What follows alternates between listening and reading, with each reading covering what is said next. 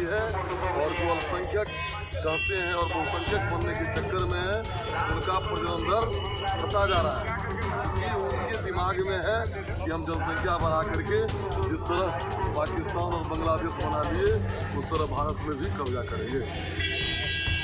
Target करते हो? हाँ, हमारे बच्चे भी ज़्यादा हैं, हमारे बच्चे इस देश के विकास के लिए ज़्यादा हैं। मैं किसी नामर्दों की बात नहीं करता, मैं बात करता हूँ 1857 की गदर की, कि दिल्ली से लेकर पेशावर तक गर्दनें काटी गई थी हमारी, और देश के खातिर हमने बलिदान दिया था। देखिए, जहाँ तक जिस पार्टी के ताल्लुक से भी बात कही आपने, उसका एक ही काम है, उन्माद की राजनीति करना, लाशों की तिजारत, खून की होली खेलना इन लोगों की आदत रही है। जहाँ मोहब्बत का पैगाम दिया ख्वाजा अजमेरी ने, जहाँ राम की धरती रही है और राम ने न्याय की बात कही, राम का नाम ले लेकर गद्दी के खातिर राम का नाम लेते हैं, और गद्दी मिलने पर ये रावण का काम करते हैं। नमस्कार, मैं हूं देवांशु, आप देख रहे हैं न्यूज़ फाउंडेशन। हमारे साथ बात करने के लिए AIMIM के विधायक अख्तरुल इमाम हैं।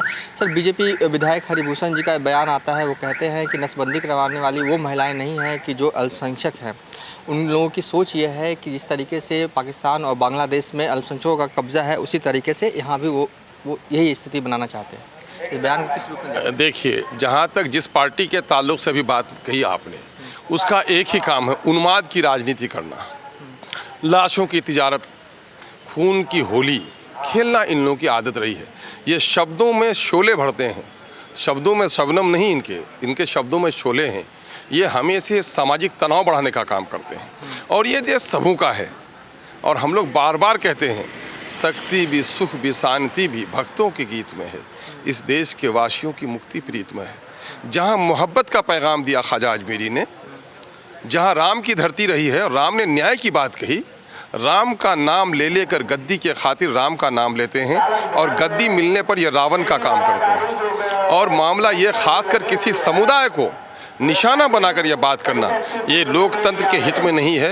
ये गैर आईनी और अनैतिक राजनीतिक अमल है। मैं इसकी घोर निंदा करता हूँ। जहाँ तक आबादी है, हमारे स्कॉलर्स को, हमारे अर्थशास्त्री को मिलकर बैठना चाहिए कि देश के लिए आबादी वरदान है या अभिशाप है। मैं कहता हूँ कि आज पूरे संसार में युवाओं का अगर कोई देश है तो वो भारत है, और भारत में पिछले दिनों में जो तरक्की हुई है उसमें युवाओं का बड़ा योगदान रहा है। मामला आबादी का नहीं है, मामला निरक्षरता का है, मामला गरीबी का है। गरीबों को हर दिन आप गरीब किए जा रहे हैं।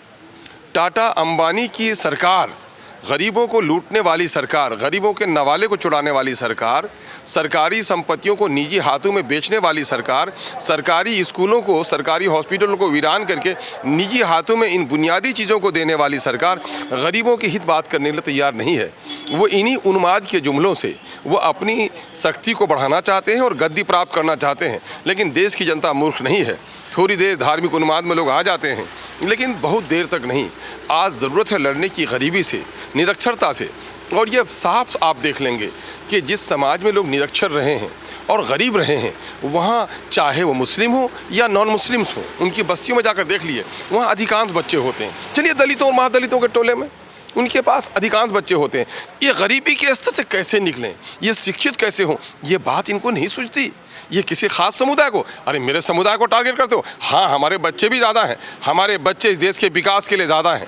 मैं किसी नामर्दों की बात नहीं करता, मैं बात करता हूँ 1857 की गदर की, कि दिल्ली से लेकर पेशावर तक गर्दनें काटी गई थी हमारी, और देश के खातिर हमने बलिदान दिया था। और आज भी हमारी नस्लें हैं कि भारत की तरक्की के लिए, भारत के विकास के लिए और भारत की सुरक्षा के लिए अगर सरहदों पर गर्दन कटाना पड़े तो ये मेरे पूर्वजों की धरती है। मरकर भी इस मिट्टी से हम जुदा नहीं होंगे, इस धरती से हम प्रेम करते हैं। यह हिंदुस्तान और पाकिस्तान की बात करना इन दीवानों का काम है ना। ये धार्मिक उन्माद फैलाने की राजनीति नहीं करनी चाहिए। देश को इस वक्त ज़रूरत है समझदारी के साथ गरीबों, दलितों के उत्थान के बारे में मंसूबा बनाने की। आखिरी सवाल कि कांग्रेस के MLC कहते हैं कि आपकी पार्टी AIMIM और बीजेपी मिले हुए हैं, इसलिए इस तरीका का बयान सामने आ रहा है बीजेपी। अरे दुनिया जानती है कि बाबरी मस्जिद के तोड़वाने के सारे तमाशे कांग्रेस ने किए। मूर्ति को बैठाना, मूर्ति को निकालना, तालाबंदी करना और तोड़वाने का काम ये सांप्रदायिक शक्तियों ने किया। मिलन तो उनके दरमियान में है। मंदिर उसने तोड़वाया और मंदिर के निर्माण के लिए कांग्रेसी चंदा दे रहे हैं, तो दोनों वो तो मिले हुए हैं ना। हमें उससे सर्टिफिकेट लेने की ज़रूरत है। उनको अपने चेहरे में आईना देखना चाहिए। चलिए, ये थे AIMIM के विधायक अख्तरुल ईमान। फिलहाल अभी तक के लिए इतना ही। आप देखते रहिए न्यूज़ फॉर नेशन।